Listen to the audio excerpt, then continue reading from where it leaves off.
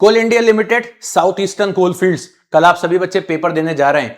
कोल India limited के इस SCCL के पेपर ने पहले ही बच्चों को बड़ा नर्वस करके रखा है। 10 दिन पहले बताते हैं कि पेपर है और उस एग्जाम को इन्होंने आरआरबी जेईई के साथ क्लैश भी करवा दिया।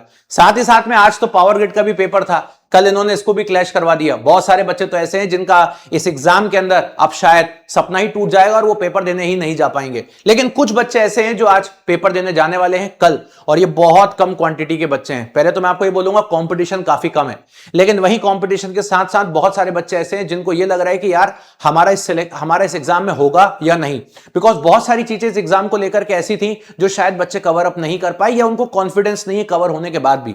मध्य प्रदेश का जीके, छत्तीसगढ़ का जीके, मध्य प्रदेश छत्तीसगढ़ का पावर सेक्टर जीके जिसको हम टैरिफ बोलते हैं। पेड क्लास में तो मैंने ऑलरेडी पावर सेक्टर जीके करवाया भी हुआ है और यूट्यूब पर मैंने आपको यह भी बताया है कि उसको करना कैसे। आप मेरी वीडियो देख लीजिएगा, आपको खुद पता चल जाएगा। आधे घंटे के अंदर अंदर आप पूरा पावर मध्य प्रदेश और छत्तीसगढ़ का इस साल का टैरिफ सिस्टम पढ़ सकते हो। Domestic, residential, industrial, agriculture, water supply, electric vehicle, सारा टैरिफ आप लोग पढ़ सकते हो। आपको कोई दिक्कत नहीं होगी।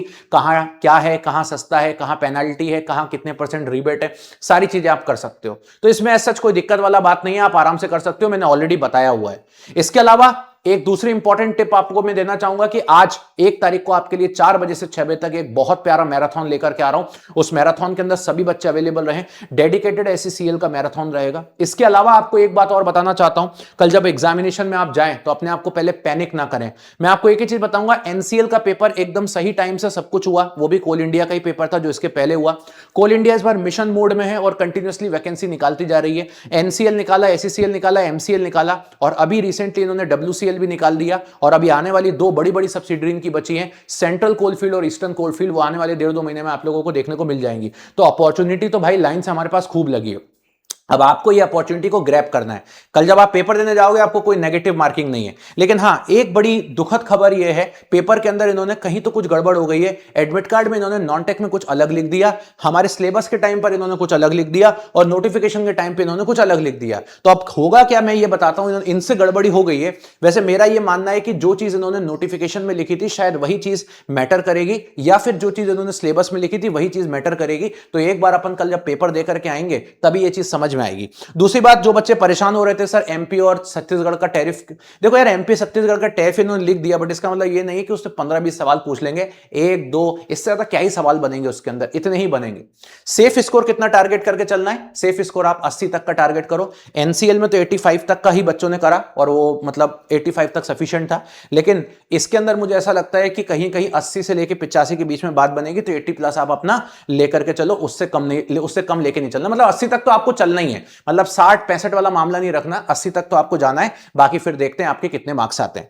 इसके अलावा मैं एग्जाम एनालिसिस शाम को करवाऊंगा। अपने आपके दिमाग को थोड़ा ठंडा रखो। ऐसा नहीं है कि सिर्फ आपकी जिंदगी गए कि यही पेपर है, और भी बहुत सारे पेपर ऐसे हैं जो आपके लाइन से लगे हुए हैं। और अपने बड़ों का आशीर्वाद लेके जाइए, मेहनत आपने खूब करी है। अगर आपको लगता है आपने अच्छे से मेहनत करी, मैं आपको बोल रहा हूं आपका पेपर अच्छा ही जाएगा। अगर आपकी मेहनत में कमी है तो आपको खुद पहले से पता है कि कुछ सब्जेक्ट ऐसे हैं जो आपने शायद नहीं पढ़े, उन्हें अब पढ़ना पड़ेगा। तो आने वाले समय में कोल इंडिया के 3 बड़े नोटिफिकेशन और लाइन से लगे हैं। WCL भी बैठा है, CCL भी आएगा, ECL भी आएगा। तो आपको परेशानी होने की जरूरत नहीं, 1000 से ज्यादा वैकेंसी असिस्टेंट फॉरमैन की और बैठी हुई है। तो बढ़िया पेपर दीजिए, मेरा आशीर्वाद पूरा आपके पास है। मैं भगवान से रोज प्रे करता हूं, कल भी प्रे करूंगा, आपका पेपर अच्छा ही जाएगा। ठीक है, बस इतनी सी बातें आपको कहनी थी। बहुत ज्यादा बातें आप लोगों के लिए कहने के लिए नहीं है, इतनी सी बातें कहूंगा। अपने आप पे भरोसा रखिए, मैं बोलता हूं आपका पेपर अच्छा जाएगा। पानी की बोतल अपने साथ रखिए। अगर आपका सेंटर दूर है तो टाइम से वहां पहुंच जाइए। कहीं ऐसा ना हो कि आपको, क्योंकि आजकल एग्जाम लीक के केस में बहुत सारी दुविधाएं आ रही हैं, बहुत सारी सिक्योरिटी टाइट कर दी है। तो कहीं ऐसा ना हो कि आप 1 आध मिनट भी अगर लेट हो गए तो आपको पेपर देने से मना कर दिया जाए। ऐसी सिचुएशन में कोई कुछ नहीं कर सकता, बस आप ही वहां पे अवेलेबल रहोगे। तो मैं बस इतना ही बोलूंगा कि टाइम से पहुंच जाओ, टाइम से चीजों को एग्जीक्यूट करो। बाकी मैराथन्स में मिलो आज और भी बात करेंगे। Thank you so much, bye bye, take care and love you everybody.